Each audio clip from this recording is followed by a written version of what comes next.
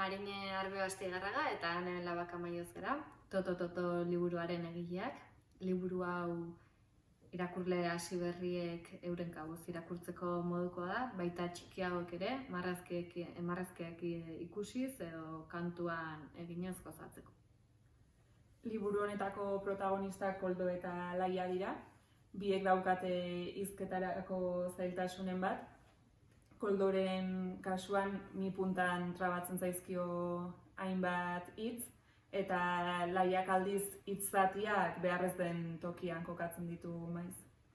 Eta ez Koldo eta Laiari bakarrik, denoi gertatzen zego askotan hau, jende aurrean hitz egin behar dugunean, urduri gaudenean, lotxa daukagunean, edo ez dugunan asmatzen behar dugun hitza ez zaigunan etortzen. Horregatik iruditzen zaigu liburu hau baliagarri izan daitekeela, bai gela barruan eta bai gelatik kanpo maiz arazotzat hartzen diren horiei askabide edo irtenbide posibleak emateko kantuaren eta jolasaren bidez.